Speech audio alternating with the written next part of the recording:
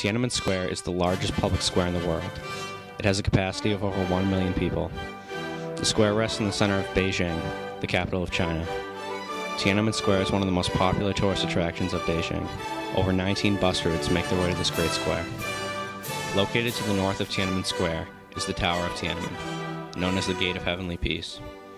It serves as the entrance to the Forbidden City. The square's vast expanse of flat ground is only interrupted by the monument to the people's heroes, located at its southern edge. Lying to the south of the square is Tiananmen.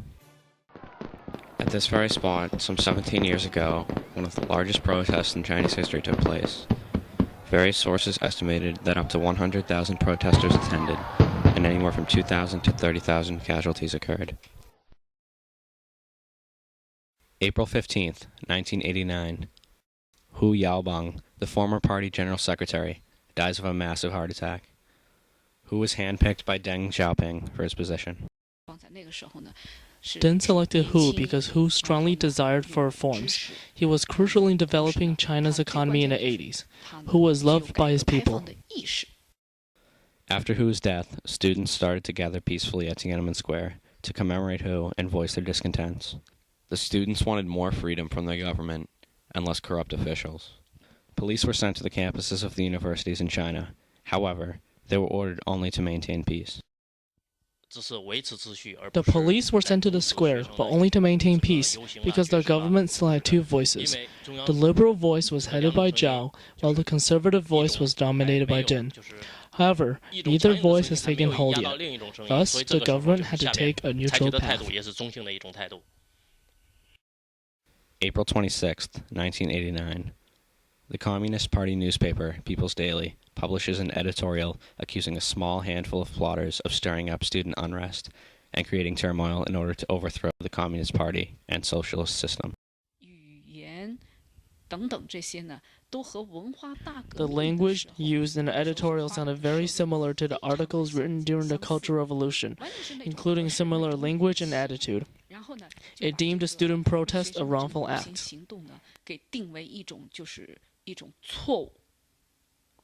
This editorial enraged the students and acted as a catalyst in triggering further protests. On April 27, 1989, students from 40 universities protested in Tiananmen against the editorial.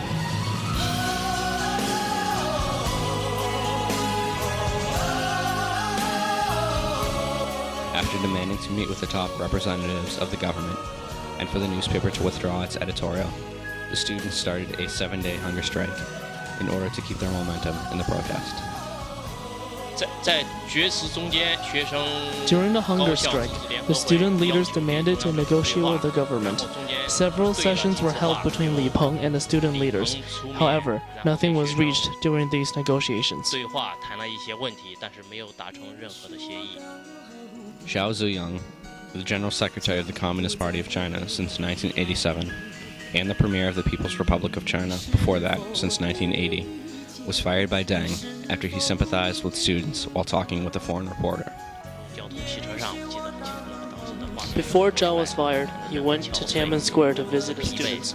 He was on a public bus, looking very exhausted, and he said to the students, "Your demands and patriotic movements are great. However, it could have been carried out in a better way.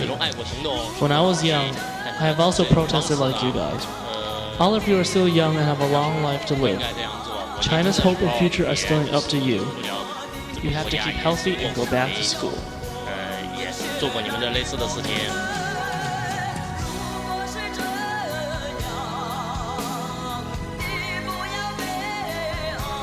Deng Xiaoping, the chairman of the Central Military Commission, sent in the entire 27th and 28th Divisions of the Army in order to crush the protesters. At first, the soldiers were unable to enter the city, as the protesters blocked the streets with junk metal and themselves. The CCP eventually gave the command that the army must gain control of the square, no matter the cost. They opened fire on May 3rd, 1989. The city is in shock. The military is in control. But it is control won at a terrifying price. Their merciless storming of Tiananmen Square has cost many lives. There is no official count of the dead and wounded, but hospital sources in Beijing say at least 1,400 people were killed. They say 10,000 were hurt, and the worst of it may not be over yet.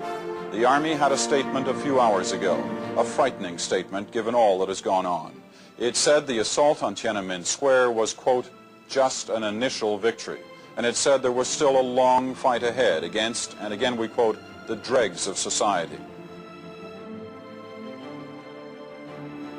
The troops fired upon protesters, civilians, and even ambulances rushing to the aid of the fallen people. Tanks and other heavily armored vehicles led the attack. Wide panic started around the city. One man told a reporter many years later that a tank ran over his leg while he was peacefully leaving the street and helping a female student.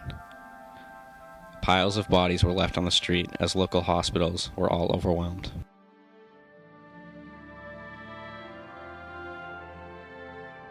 The days following the event were dreary, to say the least.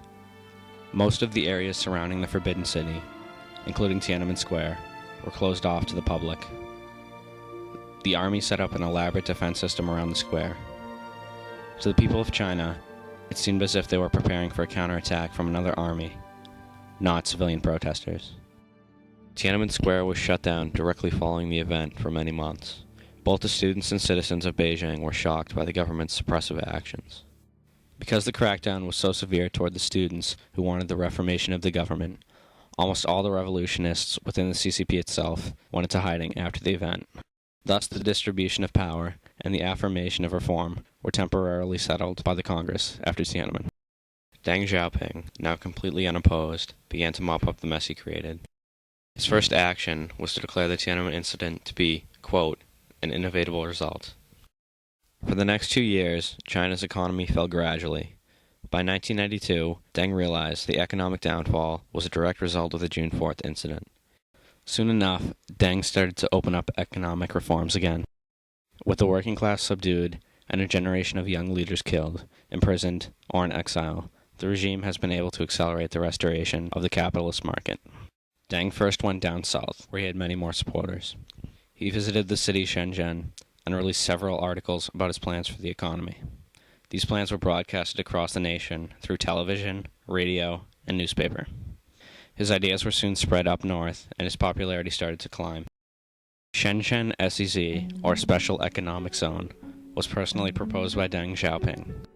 This was an experimental ground for capitalism. Within a year, over 8,000 zones similar to Shenzhen appeared around the country. Deng executed his economic plans without the questioning of anyone within the CCP. This is in essence how the post-Tiananmen economic success of China began. In the 1990s, the virtual completion of the process started in 1979 by the CCP to close all state-owned firms and reopen them as private businesses was reached. This increased productivity and competitiveness and created a consumer's market. Along with the appearance of the consumer's market and replacement of the seller's market, China has an annual growth rate of 9.3% since 1989. In addition, the restructuring of the economy and resulting efficiency gains have contributed to a more than tenfold increase in GDP since 1978. Tiananmen Square was like a global advertisement for investment. In China, no opposition to exploitation and oppression is tolerated. The wave of condemnation and revulsion expressed in June and July of 1989 soon gave way to the far more practical considerations of profit to be made in China. In the aftermath of the tragic crackdown, China's subsequent triumphant economic growth is now clearly visible upon the global market. By 2002, China's total foreign trade had increased to $621 billion US dollars, compared to $115 billion in 1990. Although the Tiananmen Square protest was inhumanely put down and froze all democratic movements, it ultimately set the stage for a 20th century economic boom in China. However, the clash between power and democracy is yet to be resolved. The victims of this day must be remembered.